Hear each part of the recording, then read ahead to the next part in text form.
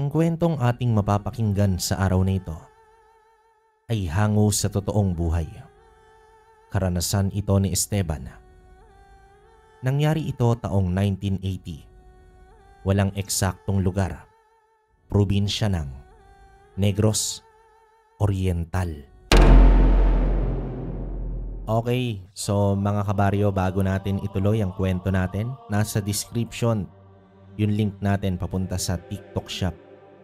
Doon nyo ako makikitang magla-live at doon tayo maglalagay ng mga gamit. Pwede nyo rin akong i-PM na direkta. Follow nyo lang nandyan sa description link. O kaya naman search nyo na lang Kwentong Baryo Shop 48. So yun lang. Maraming salamat. Balik na tayo sa kwento. Sa mga panahong ito ay mag-isang namuhay si Esteban. Pinakamasakit na nangyari sa kanyang buhay ay noong pinaslang ng aswang ang kanyang buong pamilya. Ang mga magulang at dalawang kapatid ay inubos ni Rudy, ang aswang na kumitil sa buhay ng mga ito. Nagdulot ito kay Esteban ng matinding galit at sinisi ang kanyang sarili sa mga pangyayari. Isa si Rudy sa mga aswang na nakalaban ni Esteban. Kung hindi ninyo na itatanong mga kabaryo, isang antingerong manunugis ng aswang itong si Esteban. Subalit sa bawat labanan, hindi maiiwasan na may mga kalabang nakakatakas at karamihan sa mga ito ay binabalikan siya. At heto na nga, binalikan siya ni Rudy, pero ang pamilya ng binata ang pinunteriya nito. Labis-labis naman ang pagsisisi ni Esteban kung bakit hindi pa niya hinanap si Rudy noong nakatakas ito. Bilang paghihiganti sa pagkaubos ng angkan ni Rudy, ay inubos din nito ang pamilya ni Esteban. Namuhay mag-isa na may galit sa mundo itong si Esteban. Naging mapag-isa at ang tanging nilalapitan niya ay ang kanyang ninong na si Pablo. 5 taon ng antingero si Esteban at ang tangan niya ay ang mutya ng ugat ng makabuhay. Bukod sa lakas at kabal, literal na iniiwasan si Esteban ng mga aswang dahil sa kakaibang halimuyak na dulot ng kanyang tangang mutya. At dahil dito, nagiging mainit agad sa mga mata ng sinumang aswang si Esteban kapag nakakaamoy ng halimuyak mula sa mutya. Sa ganitong kakayahan, nalalaman agad ni Esteban kung may nakikihalubilong aswang sa paligid. Dahil din sa malungkot na karanasan sa kanyang buhay, ay naging mainitin ang ulo ng binata. Minsan nga ay may sinugod siya dahil matagal nang hindi nabayaran ang inihaw na isda na inutang sa kanya. Mabuti na lang at naawat siya ni Pablo. Ang ikinabubuhay kasi ni Esteban ay ang pag-iihaw ng isda na kalimitan ay isang isdang tulingan. Minsan isang hapon, dumalaw siya sa puntod ng kanyang pamilya. Imbis na bulaklak at kandila, dala niya ay ang mga pagkain. Paminsan-minsan ay ginagawa niya ito sa mismong sementeryo. Doon siya kumakain at pakiramdam niya ay kasama niya ang kanyang pamilya. Habang tahimik na kumakain ang binata, ay nakarinig siya ng mga yapak mula sa mga tuyong dahon sa paligid. Agad siyang nagkubli at nakita niya ang isang matandang babae. Bahagyang nakukuba at may mahabang tungkod. Sa pagpapatuloy niyang pagmamasid, ay nakita niya itong lumapit sa isang puntod na walang nidyo. Lumuhod ito at nag-alay ng iilang bato sa uluhan ng puntod. Kasunod nito ay ang pagsambit ng usal na tila may isinasagawang ritual. Dito na napagtanto ni Esteban na ang matandang yon ay isang mambabarang. Nagsimulang uminit ang kanyang ulo dahil para kay Esteban, walang pinagkaiba ang mambabarang sa mga aswang. Lahat ng nagtataglay ng maitim na kapangyarihan ay itinuturing niyang kalaban. Maingat naman siyang lumapit at hinugot ang itak sa kanyang tagiliran. Habang nakatutok sa ritual na nakadipa ang matanda ay walang pag-aatubiling, tinaga ni Esteban ang leeg ng mambabarang. Natumbay ito kaagad at nangisay. Hawak-hawak nito ang sugatang leeg habang bumubulwak ang napakaraming dugo. Titingin pa sana ito kay Esteban ngunit inundayan niya agad ng taga ang matanda hanggang sa tuluyan na itong namatay. Isa lamang ang matandang mambabarang ang hindi nakaligtas sa mga kamay ng antingerong naghihiganti. Kamusta ka na, anak? Ano na naman ang ginawa mo? Di ba sabi ko sa'yo, huwag kang mag-iiwan ng bakas sa tuwing may... Ay naku, kung bata ka. Tignan mo ngayon, nabalot na naman ng takot ang baryo dahil sa natagpo ang bangkay doon sa sementeryo. Ako agad ang pinagbibintangan mo po. Itay naman, no? Ako lang ba ang may kakayahang pumaslang sa lugar na ito? Huwag ako, Esteban, anak. Kilalang kilala kita mula ulo hanggang kaluluwa mo. Si Tandang Felicia ang matandang iyon. Taga-kabilang baryo at kilalang mambabarang. Alam ko naman na hindi ka basta-bastang pumapaslang. Pero iligpit mo naman ng maayos. Itay, sinadya ko po talagang iwan ang bangkay ng mga demonyong yun para magbigay ng babala sa mga katulad nila. Nararapat lang na makita ng lahat ang kamatayan ng isang demonyo. Hanggang kailan ka ba magiging ganyan, anak? Alam ko naman kung bakit ka nagkakaganyan. Pero pinahihirapan mo lang ang iyong sarili. Mamuhay ka na naaayon sa iyong landas. Lumaban ka bilang tunay na antingero. Kahit hindi pa sabihin ng kanyang ninong ang mga salitang yon, alam naman ni Esteban na hindi maganda ang pagtatanim ng galit at mamuhay sa paghihiganti. Ngunit mas namumutawi sa kanya ang silakbo ng damdamin. Pakiramdam niya ay isa siyang talunan dahil hindi niya nailigtas ang pamilya. Matapos ang pag-uusap nila ni Pablo, ay nagtungo na siya sa dalampasigan upang abangan ang pagdaong ng mga mangingisda. Tahimik naman siyang napaupo sa isang sirang kubo. Sa kabila naman ay naroroon ang mga tao na tila pinag-uusapan siya. Wala naman siyang pakialam sa mga ito. Naging mapag-isa na lamang kasi siya simula nang maulila ito.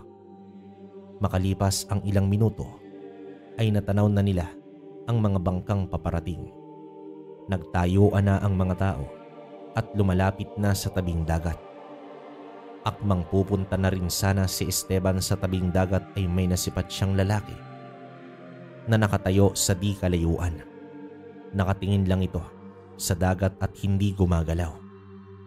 Nang tiningnan pa ng binata ang lalaki, ay biglang kumabog ang kanyang dibdib dahil ang nakita niya ay walang iba kundi ang aswang na si Rudy. Hindi na nagpatumpik-tumpik pa si Esteban.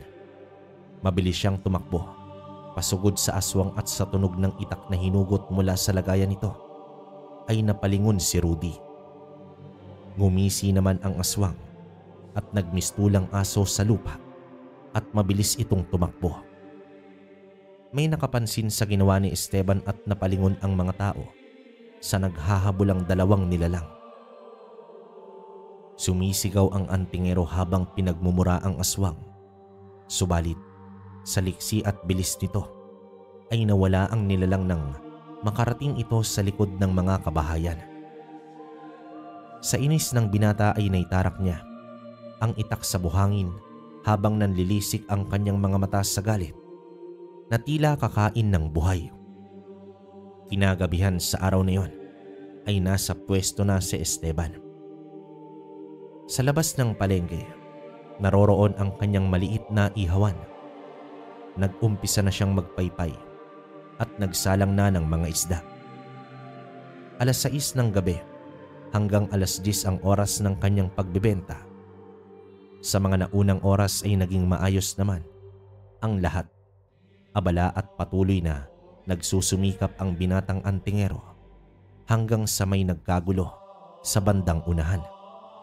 Noong una, hindi ito pinapansin ni Esteban hanggang sa nakita niya ang isang matandang lalaki na gumugulong sa lupa at pinagtatadyakan ng iilang kabataan.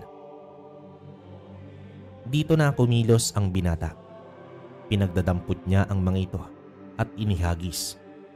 Dahil naman sa takot ay kumaripas na ng takbo ang mga kabataan. Isang basurerong matanda pala ang kanilang pinagdidiskitahan. Inalalaya naman ito ni Esteban na makatayo. Nang makita niyang maayos na ito, ay bumalik na siya sa kanyang pwesto nang walang salita. Makalipas pa ang ilang oras, nagligpit at banayad na naglakad si Esteban pauwi hanggang sa may narinig siyang nagsasalita. At dito lumabas ang isang matanda mula sa dilim. Maraming salamat sa iyo, iho. Mabuti at may natitira pang katulad mo dito sa mundo. Pasensya ka na dahil wala akong maibibigay na pasasalamat sa iyo. Huwag mo pong isipin yon. Pero kung saan man po kayo nakatira, mas mabuting umuwi na po kayo. Baka po kasi kung ano na naman ang mangyari sa iyo, malalim na po ang gabi. Matapos niyang magsalita, ay nagpatuloy na siya sa paglalakad. Ni hindi niya na nilingon pa ang matandang yon. Sa kanyang pagpapatuloy ay may malaking bato na tumama sa kanyang ulo. Bagay na hindi niya napaghandaan, dahilan upang makaramdam siya ng matinding pagkahilo at napatikluhod na sa lupa. Napapikit ang binata sa sobrang sakit, ngunit pinilit niyang tingnan ang paligid hanggang sa nakita niya si Rudy na nakangising papalapit sa kanya. Bago pa man ito masakmal ang binata, ay may isang nilalang na bumangga kay Rudy, dahilan upang tumalsik ito papalayo. Kasunod nito ay ang pag-aalalay ng matandang basurero sa kanya. Inakay siya nito hanggang sa ilalim ng isang puno. Iyo, ayos ka lang ba? Halika't gamutin natin ang sugat sa ulo mo. Teka lang, sino po ba kayo?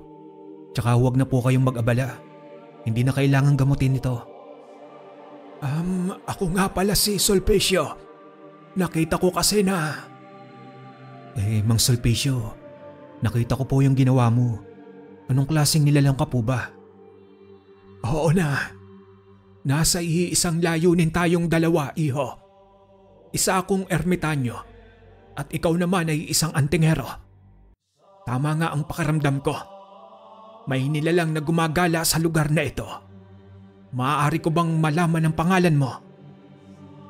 Nagpakilala naman agad si Esteban, pero ayaw niyang humingi ng tulong sa iba, lalo na ang kaawaan siya. Naging malamig ang tugon niya sa matanda. Tumayo naman siya at nagpaalam na dito. Samantala, habang nasa bahay, hindi niya maiwasang isipin ang tagpo kanina. Ito na ang ikalawang beses na sunod-sunod ang pagpapakita sa kanya ni Rudy. Ilang taon niya din itong hinanap at ngayon muli nang nagbalik. Ang nilalang na kinamumuhian niya. Sumagi din sa isipan ng binata ang paglitaw ng isang ermitanyo. Alam niya na maaari itong makatulong sa kanya, ngunit nais niyang talunin ng mag-isa itong si Rudy. Sa paglipas pa ng ilang araw, muling nakita ni Esteban ang ermitanyo na kinakahig ang mga basura. Nilapitan niya naman ito at sinabihang bakit kailangan pa nitong pahirapan ang sarili sa pangangalakal ng maduduming basura. Bahagya pa niyang nakutya kung tunay ba talagang ermitanyo ito. Taliwas sa kanyang nalalaman na ang mga uring ito ay nasa liblib na kagubatan at namumuhay ng payapa. Tumingin sa kanya ang matanda at ngumiti. Ayon kay Sulpicio, mahabang panahon ang ginugol niya sa loob ng kagubatan. Nais naman niyang subukan ang buhay sa kapatagan kasama ang mga tao. At sa kanyang pamamasura, nabubuhay siya ng simple at masaya. Sa kalooban ni Esteban ay nakadama siya ng awa, ngunit pinanatili niyang tigasin ang damdamin dahil hindi naman niya obligasyon ang matanda. Samantala, Isang gabi, nagulantang si Esteban dahil sa pagkalampag ng kanyang ninong sa pintuan. Ayon sa humihingal na matanda, kasalukuyang inaatake daw ng aswang ang bahay ni Priscilla na isang buntis. May mga taong sumaklolo agad sa bahay ngunit hindi natinag ang aswang sa mga sulo at itak. Dahil naman sa narinig, hindi na nag-atubili pa si Esteban. Malakas ang pakiramdam niya na si Rudy ang aswang sa gabing yon. Tumatakbo na siya patungo sa nasabing bahay. Habang natatanaw ang mga tao at liwanag ng sulo, ay nasipat niya ang nilalang na nasa bubong pa ng bahay. Tandang-tanda niya ang itsura ng aswang. Walang iba kundi si Rudy. Agad sumiklab ang galit sa puso ng antingero.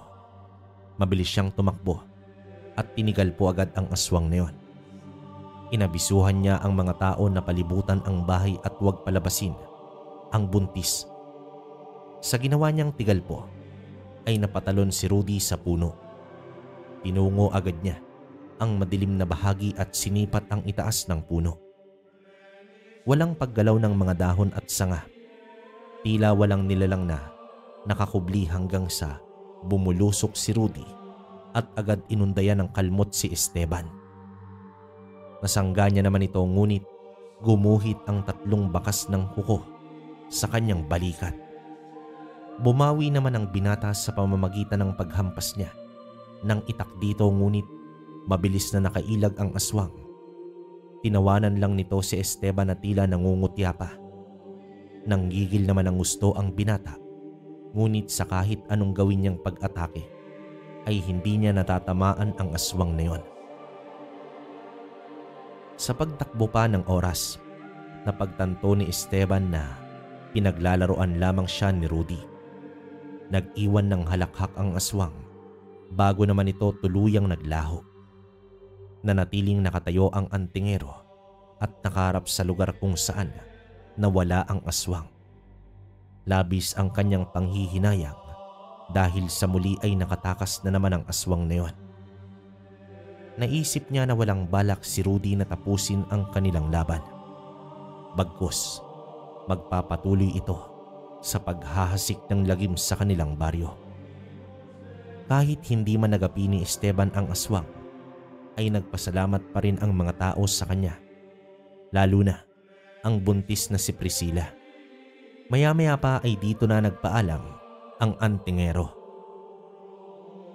Saan ka pupunta? Uuwi ka na? Uuwi kang bigo?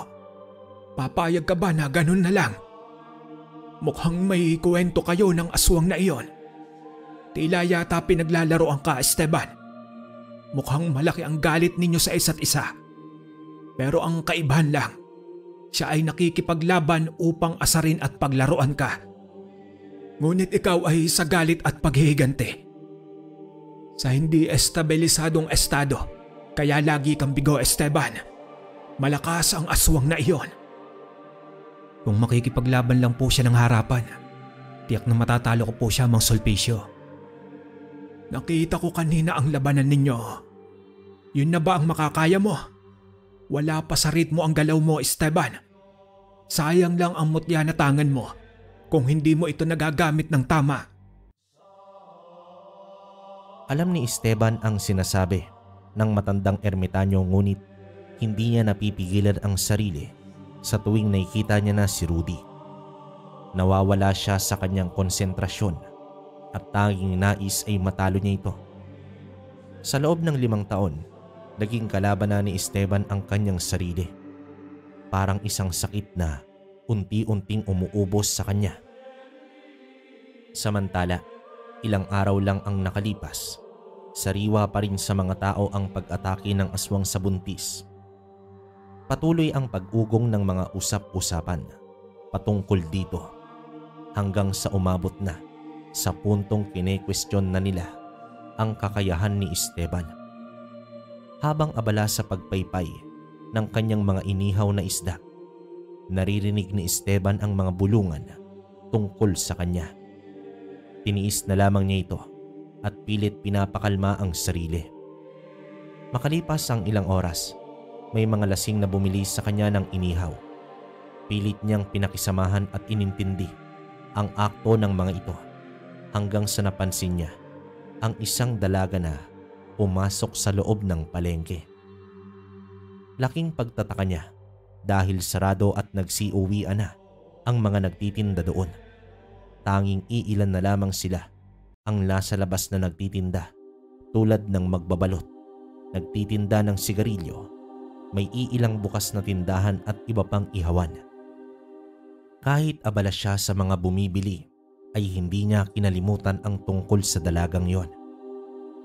Hindi niya na ito nakitang lumabas pa ng palengke. Nang lumaon, sinubukan niyang pasukin ang palengke. Tahimik ngunit may kakaibang tunog. Narinig niya ang mga pangunguya na tila may lumalantak na patay gutom. Sa pagpapatuloy pa niya ay nakita niya ang dalagang nakaupo sa simentong sahig habang nilalantakan ang isang patay na aso. Hanggang sa tumigil ang dalaga at napasinghot ito sa hangin. Naaamoy na nito ang halimuyak na nagmumula sa mutya ng binata. Umangil ng mahina ang dalaga at inilibot ang tingin sa paligid. Tumayo naman ito ng dahang-dahan hanggang sa naramdaman ito na may tao sa kanyang likuran. Dito mabilis na lumingon ang aswang at napaatras. Nakatayo na si Esteban habang hawak ang itak na may mga matang handang lumamon ng demonyo. Umangil na noon ang aswang at pumormang makikipaglaban. Mabilis naman itong gumapang sa ibabaw ng mga estante, maging sa dingding bago umatake sa binata. Nagbuno ang dalawa at napansin ng mga tao ang kalampagan. Sa paglapit nila ay bumulaga sa kanila ang dalawang nilalang na animoy mga hangin na nagsasalpukan. Nakakapangilabot ang tunog ng babaeng aswang, subalit hindi naglaon ay bumagsak din ng nilalang at wala ng buhay. Hinila ito ni Esteban palabas ng palengke at doon buong loob na sinilaban. Habang ginagawa iyon ni Esteban, nakatanaw lang mula sa dilim si Sulpicio.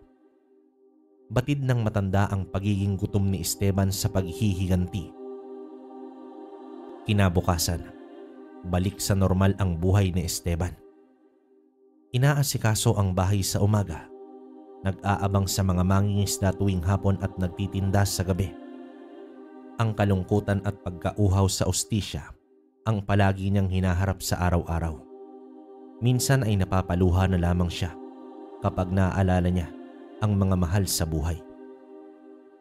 Isang umaga, nasa labas ng tindahan si Esteban habang naninigarilyo. Nakita niya ang isang ali na unti-unting pinagkukumpulan ng mga tao. Umiiyak na tila nawawala sa kanyang sarili. Nang lapitan niya ito, ay dito na narinig ni Esteban ang paulit-ulit nitong sinasabi. Ayon kasi sa aling yon, tinangay daw ng aswang ang kanyang bunsong anak kagabi, kung saan-saan na siya naghahanap hanggang sa inumaga. Labis na pagkaawa ang naramdaman ni Esteban sa kawawang ina. Wala nang ibang pinagkinalaan ang binata, kundi si Rudy ang may kagagawan. Bagamat naging aburido ang utak ni Esteban sa buong araw na yon, ay pinilit pa rin niya na gawin ang mga dapat gawin. Pagsapit naman ng hapon, habang nililinis niya ang mga isda ay umiral ang init ng kanyang ulo. Naihagis niya ang isda at pinilit na pakalmahin ang sarili nang biglang nagwika ang hindi inaasahang bisita. Ikaw lang ang makakatulong sa sarili mo, Esteban. Huwag mong hayaan na matalo ka ng sarili mong multo. Tumahimik po kayo, Mang Sulpicio. Hindi mo alam ang pinagdaraanan ko, kung bakit ako nagkakaganito. Kung ganoon, bakit hindi mo sabihin sa akin? Napaupo naman ang binata sa bangko at doon niya ibinahagi sa ermitanyo ang pinakamalungkot na karanasan sa kanyang buhay. Matapos nito ay lubusan na siyang naiintindihan ni Sulpicio. Ngunit hindi na ito bago para sa matanda. Ito ang madalas na iniinda ng mga antingero, ang mawalan ng mga mahal sa buhay nang dahil sa landas na kanilang tinatahak. Walang kasing sakit ang maubos ang pamilya at wala ka man lang magawa. Tinapik ni Sulpicio ang balikat ng binata. Pahiwatig ng simpatya niya rito. Kinuha ng ermitanyo ang isang punyal na nasa kanyang supot at ibinigay ito kay Esteban. Ayon sa matanda, malaki ang may tutulong nito laban sa mga aswang. Kakaiba ang punyal dahil gawa ito sa kahoy at walang talim. Animoy isa lamang itong laruan. Ngunit may kakaibang marka ang punyal. Mga sinaunang simbolo at salita, bagay na hindi naiintindihan ng binata. Dagdag pa ng matandang ermitanyo, ang punyal na yon ay may basbas ng mga antingerong nagmamay-ari nito noon. Gayunpaman, dahil sa tagpong iyon, tila nakahanap ng masusumpungan ang binata sa katauhan ng ermitanyo. Alam niya na may waga ang mga ito at batid rin niya na sa unti-unti ay tinutulungan siya nito. Upang makabawi man lang sa kabutihan nito, inalok siya ni Esteban ng pagkain ngunit ngumiti lang ang ermitanyo dahil ang gusto niya ay kape na may luya. Tumayo naman si Esteban at bahagyang ngumiti. Iniwan niya muna ang matanda upang gumawa ng inumin. Sa kanyang pagbabalik, bahagya siyang nag-usisa tungkol sa pinagmula ni Sulpicio. Nalaman niya na nagmula pa sa katimugan ang matanda at masusi itong naglakbay bilang basurero, pero ang tanging layunin ay protektahan ang mga tao. Samantala, kinagabihan sa mismong araw na yon ay muling nagpakita itong si Rudy. Hindi upang makipaglaban kundi magbigay ng mensahe. Ayon sa aswang, sa darating na ikalawang gabi, mangyayari ang kanilang duelo. Hindi naman ito tinanggihan ng binata, bagkus ito ang pinakahinihintay niya. At bago sumapit ang araw na yon, ay isinapuso niya na ang payo ng ermitanyo. Dumating na nga ang gabi ng duelo. Humahalimuyak ang amoy ng mutya at mabigat ang katahimikan. Tanging huni ng kuliglig at kaluskos ng mga insekto ang maririnig mo. Nakatayo lamang si Esteban. Mahigpit ang awak sa kanyang mutya nang makabuhay. Nakapulupot ito sa kwintas na pilak na kumikislap sa tuwing tatamaan ng liwanag ng buwan. Mula naman sa lupa ay gumapang ang isang nakakakilabot na anyo ni Rudy. Ang balat niya, tila buhaghag na lupa. May lumabas na mga ugat na parang ugat ng puno. Ang mga mata ay kulay pula at nangingislap ng gabing yon. At ang bawat hakbang niya ay sinasabayan ng pagguho ng lupa sa paligid. Bagay na ikinagulat ni Esteban. Subalit ay nanatili siyang matatag at kumapit ng gusto sa kanyang mutya. Matagal na kitang pinagmamasdan, Esteban. Ang makabuhay ay hindi mo kayang ipanalo laban sa akin. Ako ang lupa. Ako ang lilim sa ilalim ng inyong mga paa. Ngumisi naman si Esteban. Pinikit ang mga mata at binigkas ang orasyon na iniwan sa kanya ng kanyang ninuno. Sa bawat bigkas ay naglalabas ng banayad na liwanag ang mutya. Gumuguhit din ang mga simbolo sa hangin. Subalit agad din na kumilos ang aswang. Biglang nagbagsakan ang mga tuyong dahon. Mula sa lupa ay nagsilabasan ang mga ugat na parang sa ahas. Sumubok gapusin ang mga paa ni Esteban.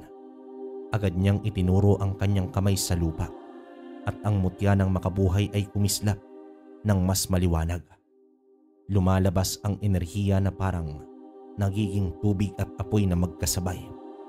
Nabulok at natuyo ang mga ugat na dumampi sa kanya at naging isang alikabok. Umangil naman itong si Rudy. Umatake ng mabilis. Ang kanyang katawan ay biglang lumubog sa lupa at lumitaw sa likuran ni Esteban. Subalit nakiramdam si Esteban. Ginamit niya ang mutya upang maramdaman ang tibok ng lupa at ang paggalaw ng kaaway. Bago pa man dumapo ang mga kuko ni Rudy, umikot siya. Inampas ang dibdib ng aswang ng kaliwang palad na may liwanag mula sa mutya. Isang malakas na pagsabog ang nangyari. Parang dalawang bato ang nagbanggaan. Napaatras itong si Rudy. Umuusok ang sugat sa kanyang dibdib, ngunit mabilis siyang nakabawi. Ang sugat ay nagsara na parang lupa na natapalan ng putik. Hanggat buhay ang lupa, may lakas ka. Pero hanggat dumadaloy ang makabuhay, hindi mo ako matatalo. Muli naman siyang nag-orasyon. Sa pagkakataong ito, ang liwanag mula sa mutya ay naging anyo ng baging na tumubo mula sa kanyang mga braso. Ang baging na iyon ay mabilis na gumapang, pumulupot sa mga kamay at leeg ni Rudy. Pinilit nitong kumawala, ngunit ang makabuhay ay hindi ordinaryong halaman lamang. Ito'y halaman ng panlaban at pagpapagaling. At sa bawat pagpilipit nito ay unti-unting humihina ang enerhiya ng aswang. Nanginginig sa galit si Rudy. Ang kanyang mga mata ay nanlilisik. Sinubukan niyang sumisid muli sa lupa, ngunit natuklasan niya na hindi na siya makapasok. Ang paligid ay nagdilim at nagningning na tila nababalot ng proteksyon mula sa mutya ng makabuhay. Huling hampas, itinaas ni Esteban ang kanyang kamay at ang baging ng makabuhay ay pumulupot sa ulo ng aswang. Isang matinding liwanag ang sumabog, parang kidlat na kumalat sa lupa. Nang humupa ang liwanag, wala na si Rudy. Ang natira lamang ay abo at mga durog na ugat na nagmistulang abo ng sinunog na kahoy. Dito huminga ng malalim si Esteban. Pinahid ang pawis at muling isinabit ang mutya sa kanyang dibdib. Sa gabing iyon ay napatunayan ni Esteban, kapag dala ang lakas ng dasal at paniniwala, ay kayang tumalo kahit ang mga nilalang na nagmumula sa pinakailalim ng lupa. At kanyang napagtanto na wala talagang may dudulot na maganda kapag ang paghihiganti ang paiiralin sa labanan. Mainit ang araw ngunit malamig ang simoy ng hangin sa tabing dagat, kung saan madalas dumaan si Esteban tuwing hapon. Sa di kalayuan ay natanaw niya ang isang payat at kupas na kasuotan ng lalaki. Bitbit ang isang sako ng mga bote, lata at papel. Dahan-dahan itong lumapit. Kumakalansing ang mga bote sa loob ng sako. Sa kabila ng kanyang maruming anyo, nakangiti si Sulpicio at nagbigay galang sa pamamagitan ng bahagyang pagyuko. Mapalad ang baryo, Esteban. Sa wakas, natalo mo na ang aswang na matagal mo nang tinutugis. Hindi lang ang lakas ang nagdala sa iyo ng tagumpay, kundi ang katapatan ng iyong puso. Napahinto naman si Esteban. Naalala niya ang gabing yon, ang alingaw-ngaw ng sigaw ni Rudy, ang liwanag ng mutya ng makabuhay, at higit sa lahat, ang kanyang paninindigang huwag magpadala sa galit. Ngumiti naman siya at nagpakumbaba. Hindi ko po yun magagawa, Mang Sulpicio, kung hindi po ako pinatnubayan ng tamang landas. Natutunan ko na hindi sapat ang magtaglay ng anting-anting kung hindi mo naman gagamitin sa tama. Ang lakas ay walang saysay kung wala ang dasal, at ang tapang ay walang kabuluhan kung hindi nakaugat sa awa. Tumango naman itong si Sulpicio. Hinawi nito ang buhok na natatakpan ng alikabok at ipinahinga ang sako sa lupa. Para bang ang bigat ng kanyang pasan ay hindi lamang mga bote at bakal, kundi karanasan at karunungan. Tatandaan mo, Esteban, ang pinakamalaking kaaway ng isang antingero ay hindi lamang mga nilalang na mula sa kadiliman, kundi ang sarili niyang puso. Kapag pinili mong lumaban ayon sa liwanag, walang aswang, mambabarang o maligno ang makakadaig sa iyo. Bahagya namang yumuko si Esteban at nagbigay galang sa matanda. Sa kanyang puso, batid niyang si Sulpicio ay hindi isang ordinaryong basurero. Ang ermitanyo ay isang tahimik na tagamasid. Marahil ay bantay ng nakaraan o guro na inilaan ng tadhana upang ilihis siya mula sa maling landas. Habang lumalakad palayo si Sulpicio, dala ang kanyang sako. Ramdam ni Esteban ang bigat ng mga salitang iniwan nito. Ang kanyang mga hakbang ay nagkaroon ng bagong saysay. Hindi lamang siya ang tingero, kundi isang tagapagtanggol na ang paninindigan ay nakaugat sa awa at katarungan. Maraming taon din ang binilang na dala niya ang bigat at galit na nag-udyok sa kanya upang maghiganti. Subalit, nang dahil sa isang ermitanyong basurero, natutunan niya bilang manunugis ang lumaban ng naayon sa tamang landas. Wakas. Okay, para sa akin mga kabaryo, grabe. Napakalakas at napakaganda ng storya natin. Isipin nyo na lang, mutya ng makabuhay. Medyo bago to, no? Although alam naman natin na makabuhay is halamang ugat ng kalikasan. Isa rin niyang tinuturing na pangontra, no? Maganda tong makabuhay na to, lalo na kung merong asabahay. So yun, para sa akin ang lakas ni Esteban bilang antingero. Lalo na tong si Sulpicio, no? Grabe. Sana may istorya tong si Sulpicio nung panahon niya na siya yung mismong lumalaban, no? Siguro kung ganun mas maganda.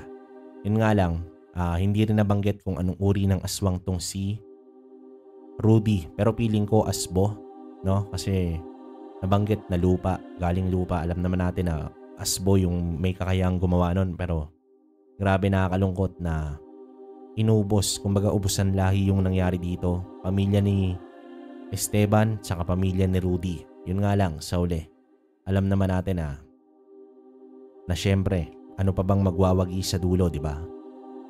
Kaya yun, kayo, kung may opinion kayo sa kwento natin ngayon, comment nyo mga kabaryo. Tapos yun nga pala sa mga nakikinig, gusto ko sanang mag-comment kayo para alam ko lang kung nakikinig pa ba yung mga OG na kabaryo natin, pati dun sa mga bago. Sana comment nyo na lang para makita ko rin. Tapos yun nga, available na yung TikTok shop natin. Punta lang kayo ron. Nasa description, magpo-post na tayo ng mga gamit. May kita nyo. At mas mabilis yung delivery dun. Siguro 3 days na yung pinakamatagal. Saka alam ko meron na tayong COD. So yun, mas maganda yun. Sa ngayon mga kabaryo, hanggang dito na lang muna. Hanggang sa susunod na kwento. Salamat.